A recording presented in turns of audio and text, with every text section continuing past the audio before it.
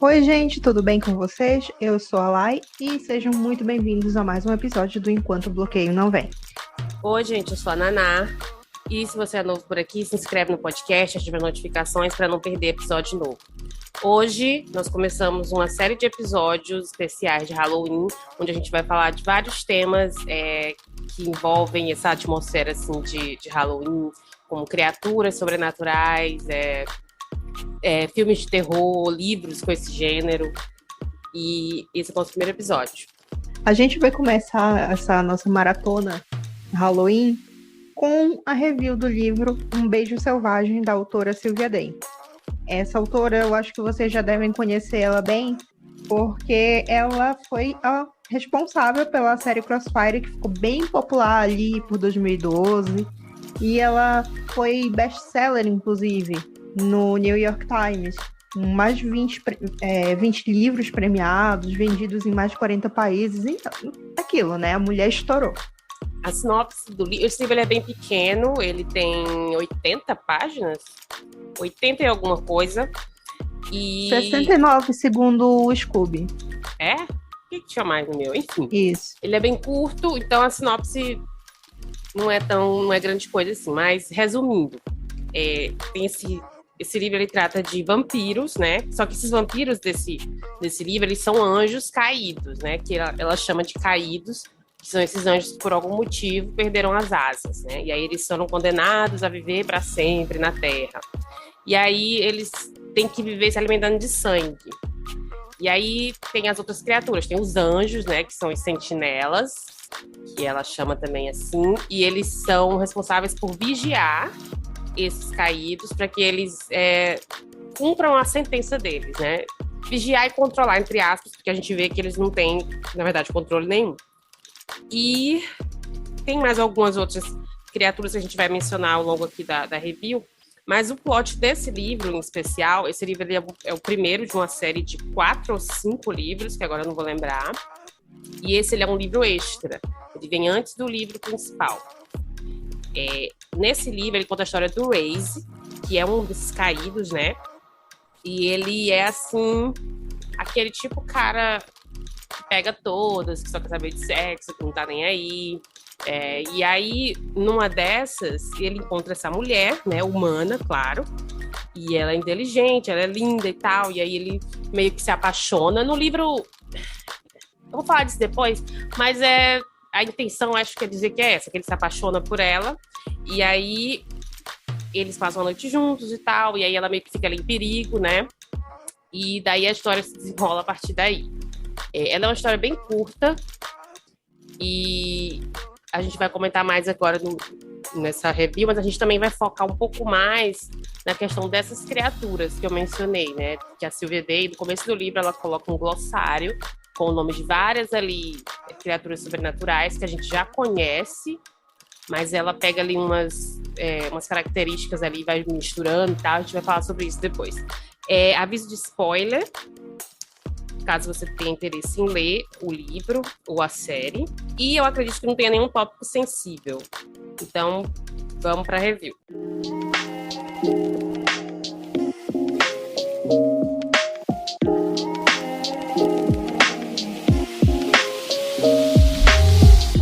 Então, gente, como eu falei, no começo do livro, ela coloca um glossário, né? E eu já falo que eu amo isso. Eu acho que é importante em livro de fantasia ou de sobrenatural e tal. Um livro que você criou alguma coisa ou juntou várias coisas para criar alguma coisa, eu acho importante você mostrar para o leitor, para quem está lendo, do que você está falando. E aí você não precisa ficar repetindo lá do texto várias vezes. Algumas vezes, quando eu estava lendo, eu esquecia mais ou menos o que era aquela criatura, ou qual eram os poderes dela, e aí eu voltei rapidinho aqui para ler. Mas é tão mais fácil do que ficar perdido. Enfim, como eu falei, a gente vai focar um pouco mais nessas criaturas aqui. E aí eu vou falar aqui umas definições aqui que eu achei interessante. Eu falei dos caídos, né? Que são esses anjos que perderam as asas. E aí ela coloca que eles se transformaram em criaturas bebedoras de sangue que não podem procriar. Aí tem os lacaios, que são mortais, que foram transformados em vampiros por um caído. E a maioria acaba morrendo durante essa mudança, ou ficam malucos, né? Fica meio descontrolado. E eles não podem sair à luz do sol. Então aqui tem várias variações de vampirismo, né? Esses caídos, eles se alimentam de sangue, mas eles podem sair no sol. E aí esses lacaios já não conseguem, já são mais fracos e podem acabar não aguentando essa transformação, né? Sim, ainda tem esse fator atenuante de que é uma loteria quase, né? Alguns enlouquecem, outros não, outros aceitam bem. No decorrer do livro, a gente ainda acompanha uma espécie de experimento que um vampiro, ele não é um caído, ele é um lacaio que se estabeleceu e tudo mais, e que ele tá fazendo uma espécie de experimento em que ele transforma duas pessoas juntas, meio que cria um casal para ver se um sustenta o outro para que eles não enlouqueçam. Então, tipo, tem todo um lance aí por trás também. E ele também menciona durante o livro que esses lacaios que não podem tomar sol, eles conseguem ficar, parece que 72 horas, se eu não me engano, no sol, se eles tomarem o sangue de acho que é de um sentinela, se eu não me engano. Não. É de um caído mesmo. De um caído mesmo, né? Isso. E aí tem toda uma questão lá de quem que tava contrabandeando esse sangue, enfim. E aí isso me lembrou de duas referências. True Blood. Não sou fã de True Blood, mas eu me lembro disso. Sim. Que se o vampiro tomava um sangue da fada lá, ele conseguia ficar no sol. Era uma coisa assim. Uhum. Eu não lembro muito bem, porque, na verdade, eu nunca fui muito adiante. Eu vi 2 temporadas e meia de True Blood e nunca terminei. Eu acho que eu só vi uma, eu nem terminei a primeira, talvez, nem lembro.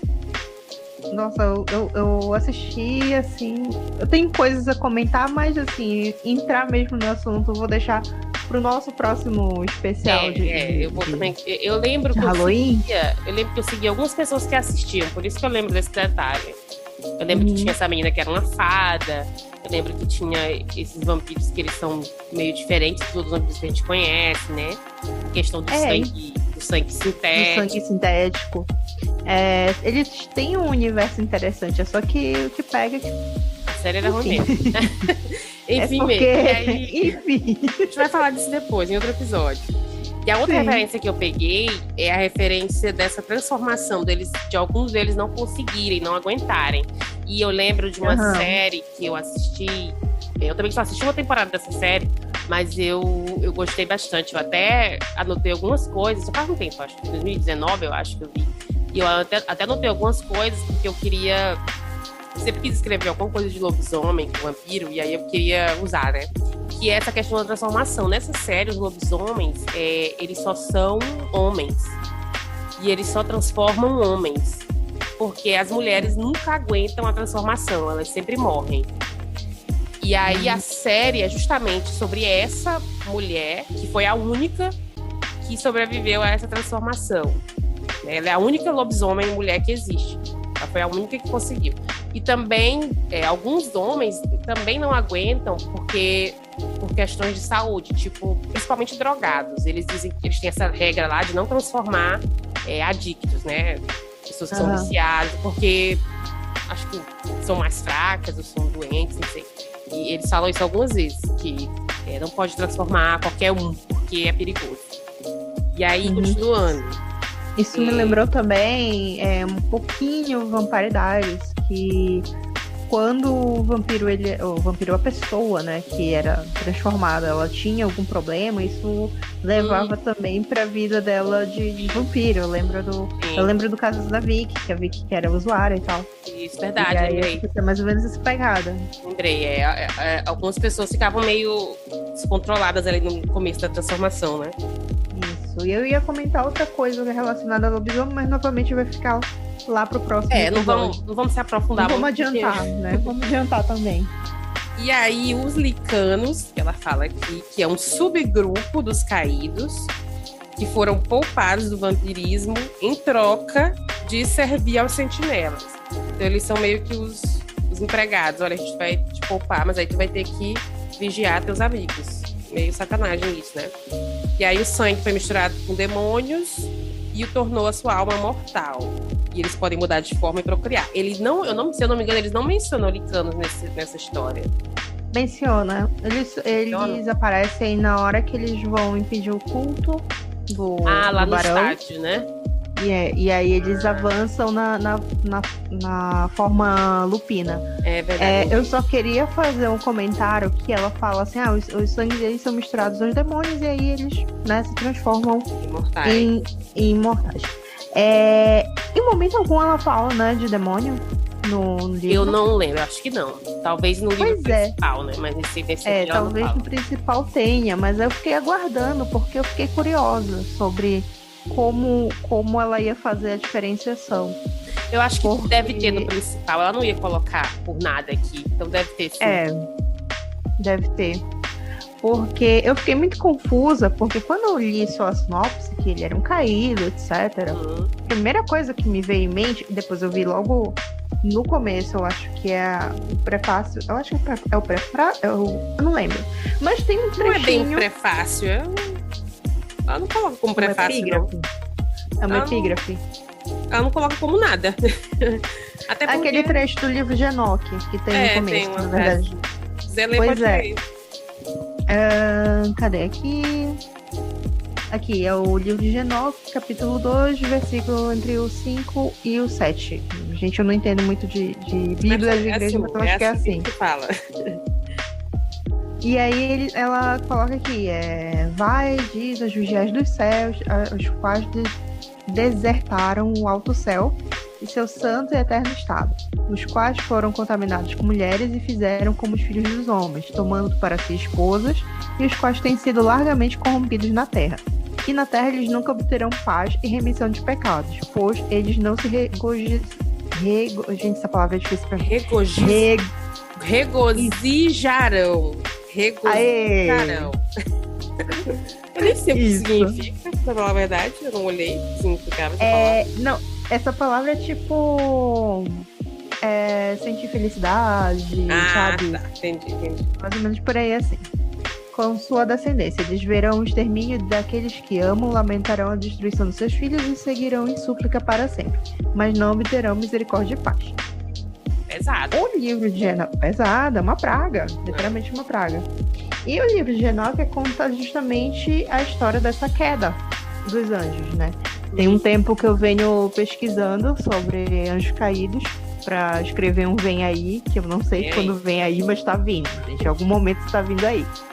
E ele conta basicamente essa saga de quando houve a corrupção dos anjos, eles foram, né, lançados para a Terra. São 200 anjos, se eu não me engano, 200? Acho que foram 200 ou 230, eu sei que tem um número, assim, bem fechadinho. E não caíram só, tipo, caíram anjos grandes, anjos de hierarquia menor, etc. e tudo mais. E, geralmente, né, quando se fala dessa mitologia toda, se atribui que esses anjos caídos se transformaram em demônios. Eles são os famigerados demônios que a gente ouve falar, tipo Lúcifer, Abaddon, etc. Baphomet.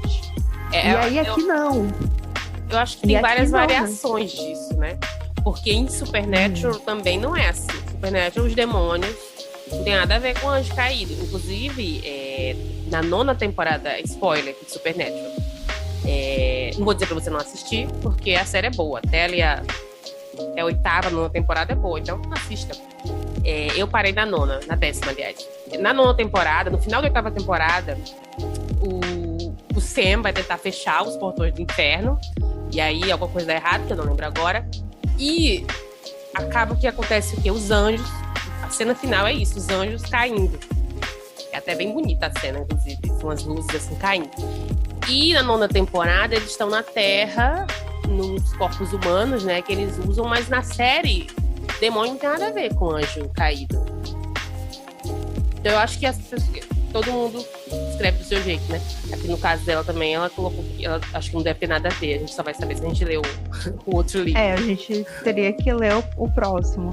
Mas isso me pegou um pouco de surpresa. De tanto que eu fui lendo, eu já esperava. Eu disse, vai ser um demônio, vai ser uma relação, tipo, o anjo caído / demônio, vai se relacionar. E não, o cara era um vampiro. Eu disse, olha, Eu acho Porque é novo. as duas versões são interessantes. Uhum. Eu acho que eu ficaria em dúvida em qual usar, se eu fosse escrever sobre isso. Eu acho as duas interessantes. A de eles serem separados e eles ser um ser a consequência de outro. Eu acho interessante as duas formas. E aí, por falar nos caídos, por que eles caíram, Sim. vem aqui, seguindo aqui o glossário, o Nefil, que é o singular de Nefilim, e aí logo em seguida Nefilim, que são filhos de mortais com vigias. O fato de beberem sangue inspirou o castigo vampiresco imposto aos caídos. Então, esses Nefilim são os filhos desses sentinelas, né? Que pecaram, chão de pecado. E aí, por causa disso, eles foram expulsos. Eu imagino que tenha sido essa a lógica de Deus. E aí ela cita aqui Enoque de novo. Sim, e é dito em Enoque que porque não foram só os sentinelas que caíram. Segundo o livro, ele diz que teve sentinelas, foram 20 sentinelas e o resto todo de hierarquia mais baixa. Porque os anjos, eles meio que têm uma hierarquia. Tem os arcanjos, que são famosos, o Gabriel, o Rafael, sabe? Essa galera. E aí depois vai caindo, sabe? A hierarquia até chegar no anjo comum ali, aquele famigerado anjo da guarda, sabe? Ela menciona aqui em seguida os sentinelas, que é uma tropa de elite de serafins, cuja missão é garantir o cumprimento da punição imposta às vigias. Exato. E em seguida os serafins, membros das mais altas fileiras na hierarquia angelical. Eu acho interessante essa hierarquia também. Porque tem todo um... eles são... A gente tem essa ideia de que eles são soldados, né? Sim. Que é o exército.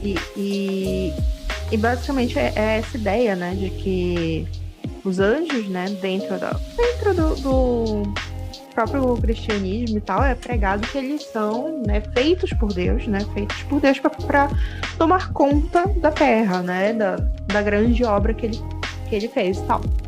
Nisso, ele foi designando cargo para eles, né? Cargos variados, e cada um tem uma função. Então, alguns repassam conhecimento, outros tomam conta dos humanos, outros fazem isso. Os vigias, se não me engano, não lembro agora se é vigia ou sentinela a tradução, mas aí são justamente aquela galera que toma conta da raça humana. E eles não podem interferir. Ela coloca aqui por último os vigias, né? 200 anjos serafins enviados à Terra no princípio dos tempos para monitorar os mortais. Eles violaram a lei ao se acasalarem com os mortais. Essa palavra acasalarem parece ser animal. Né? Acasalarem com os mortais. E foram condenados a viver eternamente sobre a Terra como vampiros, sem possibilidade de perdão. Pois é. Essas coisas dão assim, uma ideia de que Deus é tão cruel, né? Então... É aquela ideia eu acho que é o Antigo Testamento, que era aquele Deus punitivista, que foi lá e arrasou com a terra com dilúvio, sabe? E tudo mais. Então, ele vem muito nessa pegada, sabe? De, vocês erraram, agora vocês vão pagar pelos erros de vocês. Então, aí vem sempre uma tragédia junto. E aí eu achei bem interessante como ela pegou esse contexto todo, né, do livro de Enoque e transformou, assim, na mitologia do livro. E aqui ela passa, né, ela diz que foram 200 serafins, daquela galera que era importante mesmo. Os 200 serafins foram os que caíram. Só que aí no outro diz que não foram só os serafins, que foi uma galera diferenciada, tal, que isso vai inclusive afetar em como eles agem quando eles estão na Terra, né? Porque alguns têm mais poderes do que os outros, alguns são tipo os Granor mesmo que vem pra cima. Ela descreve o Adrian, a entrada dele lá, que é um serafim, né? Ela descreve. Ele é serafim ou ele é sentinela? É sentinela, né?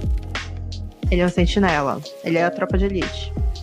E ela descreve a chegada dele lá no estádio, lá naquela cena, assim, com uma coisa grandiosa, que as asas dele abertas têm 9 metros de comprimento e tal, e que ele é lindo, é o homem mais lindo do mundo.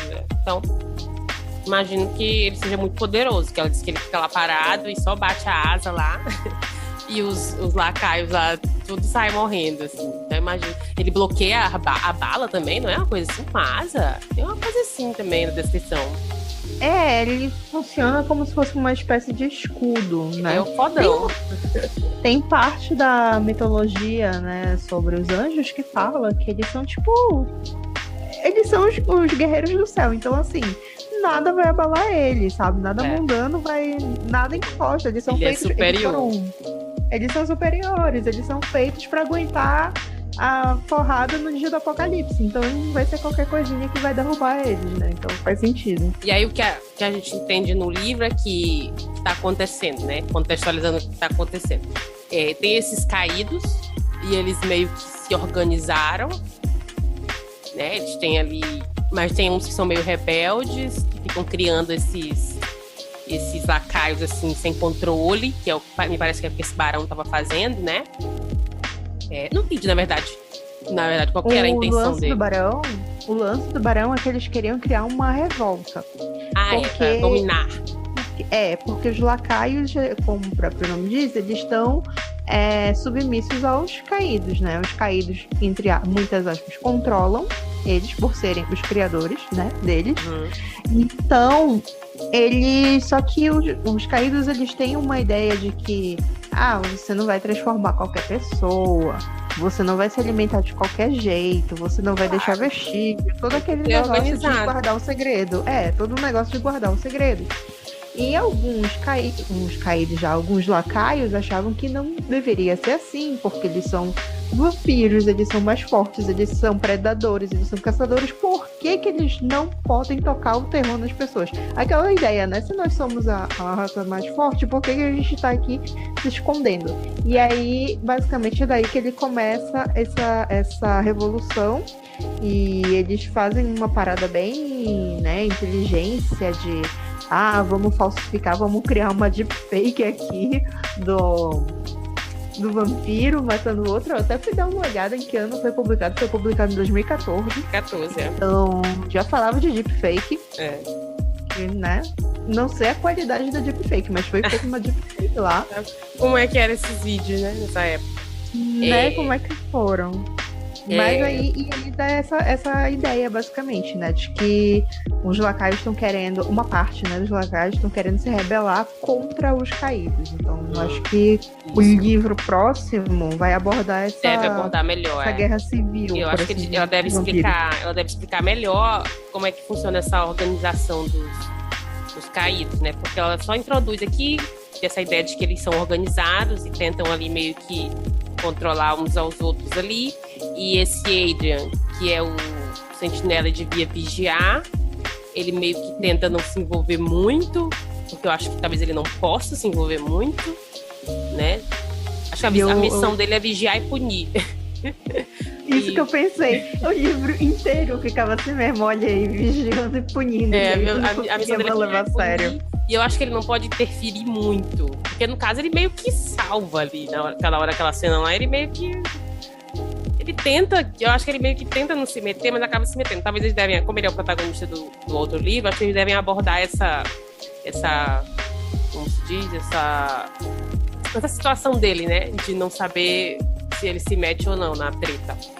E uma coisa que eu acho interessante, que eu consegui mencionar antes, é que quando ele morde a menina que ele conhece, o Raze, quando ele morde a Kim, ele lê os pensamentos dela, né? E aí depois ele faz isso de novo com a outra lá, com a lacaio lá. E aí, eu não me lembro se no DVD era assim. Eu simplesmente não lembro. Eu apaguei da minha memória o DVD. Não era assim. Não. Eles só conseguiam entrar no pensamento da pessoa, por exemplo, se rolasse uma hipnose, aí ele batia um papo ali para conseguir.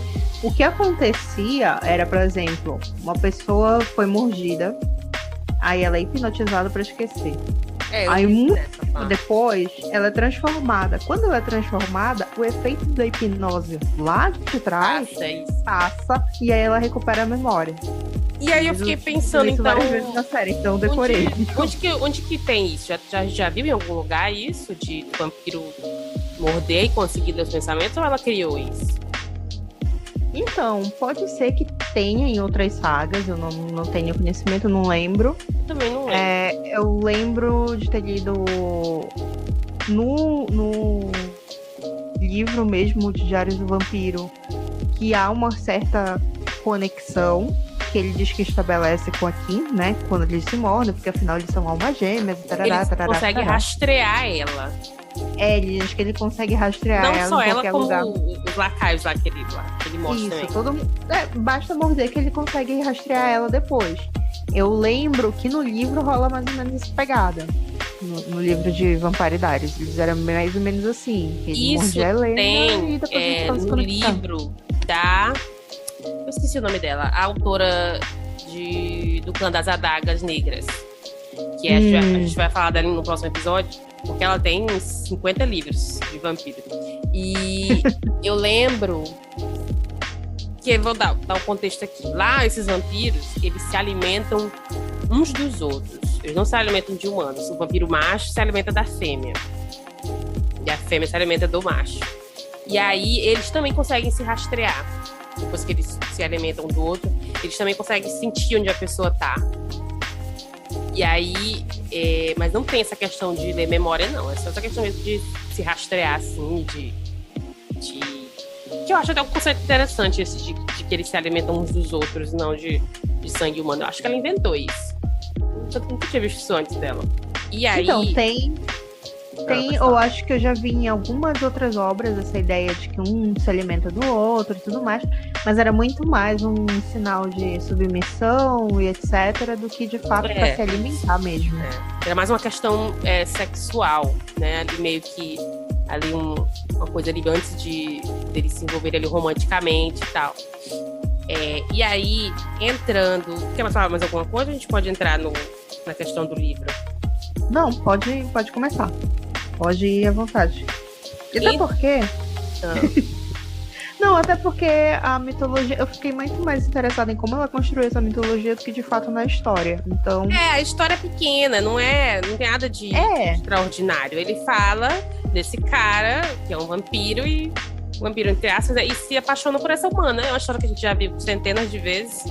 A gente já sabe como é que acaba, eles vão ficar juntos no final. E não tem nada que comentar. O Raze, eu acho que o livro é mais sobre ele do que sobre ela. Eu acho que ela não... A participação dela é tão mínima. É sobre ele, e aí eu acho interessante que ele é bem... Ele fala, uma hora que ele fala no livro, que ele se sente excluído dessa questão do amor, né?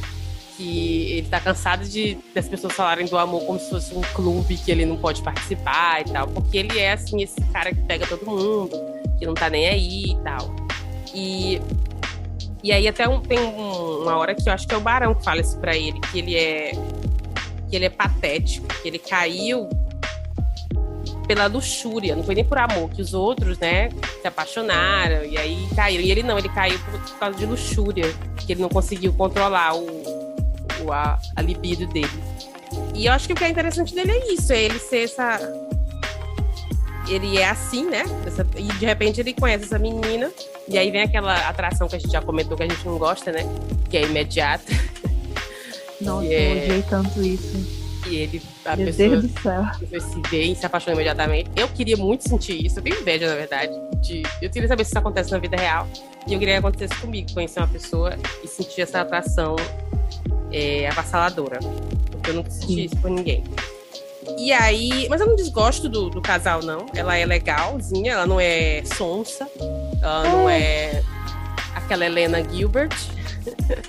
Ela não é a Bella Swan. Ela me parece... Apesar de que fisicamente ela é, né, amiga? Fisicamente ela é. A descrição dela todinha é a Bella. 2014, né? Só 2014, né? Foi logo depois do hype, então eu até entendo. Mas eu gosto que a personalidade dela é forte. Ela passou ali por um trauma, né? Que foi ver a amiga dela sendo assassinada. E aí ela é assim um pouco mais... Ela é meio inocente, né? Que ela acha que ela não sabe que esse homem, ela conheceu ele ontem, literalmente. Então. E ela acha que tá tudo bem, ela não sabe quem ele é. E ela acha que ele é policial. É isso que eu fiquei.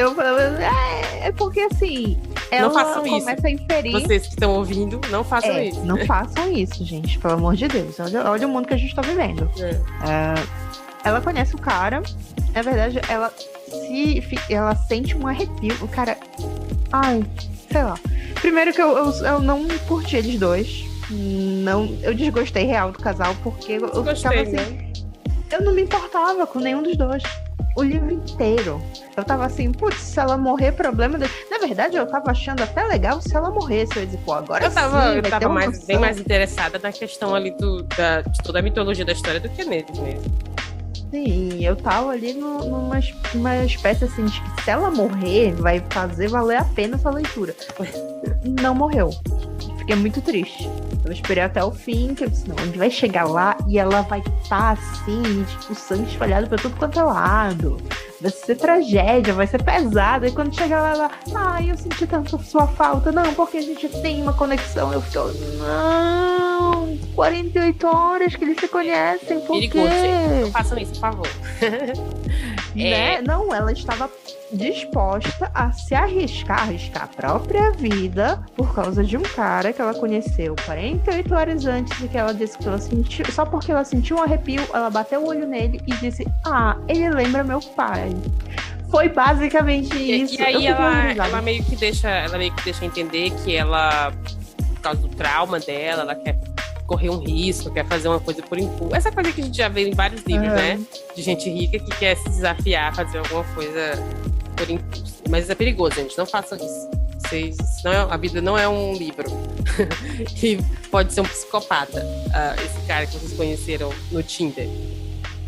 E aí eu achei que a citação que o cara faz pra ele fala assim: então você prefere continuar com essa mania de sair fodendo com tudo para saciar sua luxúria. De todos os caídos, você é a figura mais desprezível. Os outros, pelo menos, caíram por amor. Você caiu por não ser capaz de controlar o próprio pau. Nessa hora eu disse, eita, pegou pesado. Mas ele nem se abalou.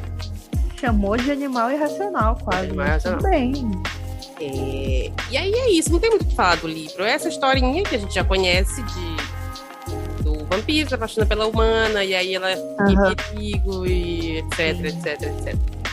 E aí ele começa a negligenciar a missão dele pra salvar ela, e a gente já conhece onde isso vai dar. E no final ela vai acabar sendo transformada, ou então alguém vai morrer. Basicamente é isso. Eu não sei o que é mais interessante. Nenhum dos dois, na verdade, porque todos os dois a gente já viu, né? Eu acho que não foi uma leitura ruim, até porque o livro é curto. Não foi uma leitura ruim, acho que valeu porque o livro tem essa mitologia que eu acho interessante. Então, eu fiquei curiosa para ler mais para saber mais sobre esses outros personagens que ela menciona, né? Principalmente o Aiden. Tô querendo achar aqui a sinopse do próximo. Tem um toque de vermelho o nome. Pode comentar, se quiser comentar, pode começar. Então, assim, não demorei muito porque afinal eram 84 páginas, né? A história é bem rápida mesmo, dá pra ler numa sentada. Sim, eu lembro que eu li tudo de uma vez só. Eu acho que o contador dizia que eram mais 2 horas e meia de leitura. Eu acho que foi mais ou menos isso que levei. E assim, eu não gostei deles dois. Eu achei ela muito patética. Eu achei muito esse lance dela de que não, é porque meu irmão é policial, meu pai é policial, então eu tenho certeza que ele também é. Isso me deu uma red flag enorme, que eu disse, meu Deus, olha o daddy sugar da gata, tá gritando aqui. E aí ela resolve se aproximar dele por causa disso, por essa memória que evocava pra ela. E aí ele já tava cantando uma outra pessoa e ela decidiu, não, vai ser eu, porque assim, que foi isso que eu quero, foi isso que eu decidi. E aí já me gritou uma outra red flag, eu disse, menina mimada. Ela é rica, né, então. E aí ela é rica, né? Mais na frente ele diz que ela usa brinco de diamante, que a família deixou ela com uma situação financeira confortável e tudo mais. E aí eu fiquei assim, é a garota rica, mimada, que foi muito mimadinha pelo pai e agora tá querendo uma adrenalina. Entendi. Não me pegou muito, não. E aí, eu não me importo pra ele. Sinceramente, é aí que tá. Ele não me passou um carisma, sabe?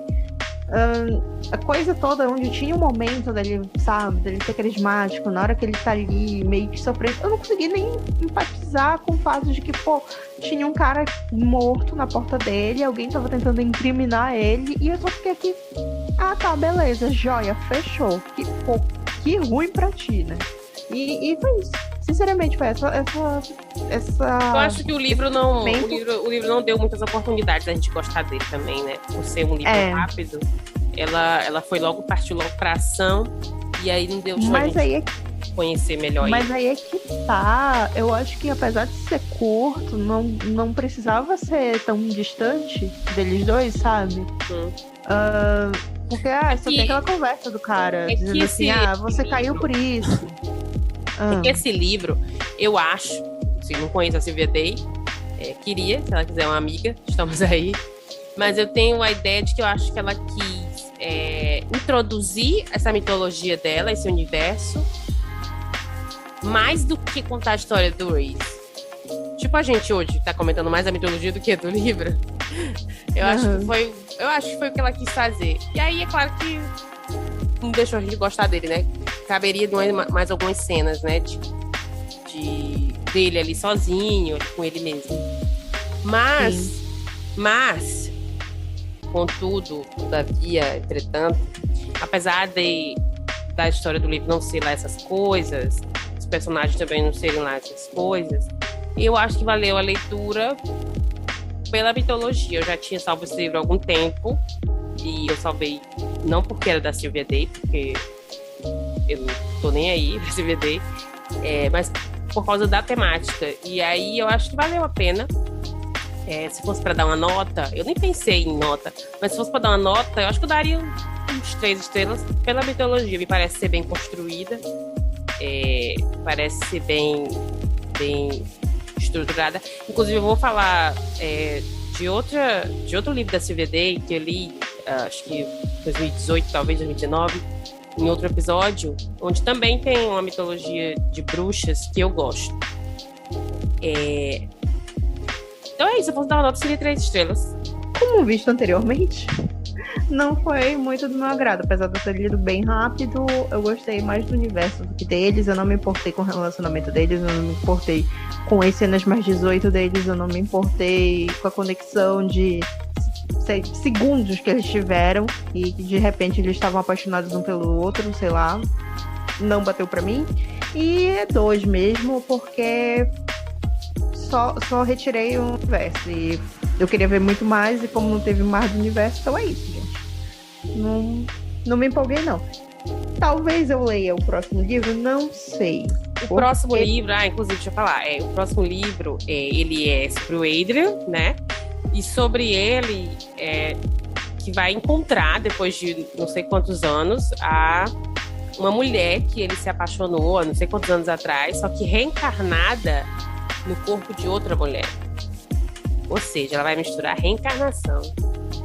Quer dizer, não sei. Quer dizer, não sei se ela vai. A saga dela tá virando tá virando uma grande farofa como era Sobrenatural. Eu não sei se ela vai usar. Aquela outra também que eu esqueci o nome, né? Não sei se ela vai usar o conceito de reencarnação dos espíritas, né? Não sei se é esse o conceito que ela vai usar. Provavelmente não. Ela deve inventar alguma outra coisa. Mas a sinopse diz mais ou menos isso: que ele vai reencontrar essa mulher que ele amou no passado, reencarnada no corpo de outra. Mas parece uma farofa mesmo. Tá remando pra isso. Oh, meu Deus do céu. Eu ia dizer que eu não queria ler o próximo se o protagonista fosse o Reise, porque ele não me faz sentir nada. Não é o Adrian. E aí eu me animei porque era o Adrian, agora eu me desanimei com essa mistura com reencarnação que, olha... Ai, Sylvia Day, como é que eu te defendo? Não defendendo, né? Ela é assim. Ela tem essa das paixões fulminantes.